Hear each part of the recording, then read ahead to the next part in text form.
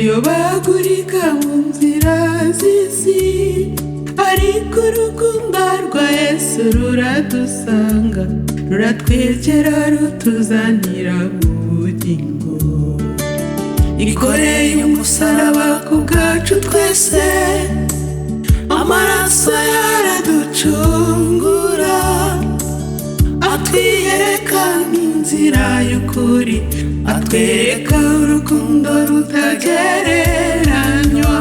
Twacunguwe na Kristo, amaraso yaraduhagije, yadukuye mu rupfu adushyira mu bugingo.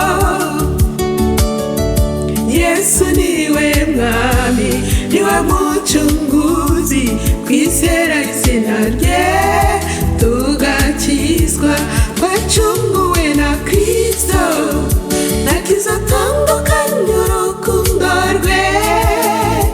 Abatuye isi bose nimuze mumwizeye, mu maraso ye harimo agakiza. Yesu niwe bugingo bw'iteka. Yesu ni mwiza, ni umwami w'imbabazi, ijwi rye rirahumuriza umutima. Iyo umwizeye ntugire ubwoba, kuko aguha ubugingo buhoraho. Nta rundi rukundo rwagereranywa n'urwe, nta rindi zina ryakiza uretse irye. Abatuye isi bose baramagarirwa kwizera amaraso ye akiza. Twacunguwe na Kristo, amaraso ye yaraduhagije, yadukuye mu rupfu adushyira mu bugingo. Yesu niwe mwami, niwe mucunguzi, twizera izina rye tugakizwa. Twacunguwe na Kristo, ntakiza atandukanye urukundo rwe. Abatuye isi bose nimuze mumwizeye, mu maraso ye harimo agakiza. Yesu niwe bugingo bw'iteka. Amahanga yose azahurira ku musaraba, abizera bose bazahabwa agakiza. Nta n'umwe uzamwiyegurira uzapfa.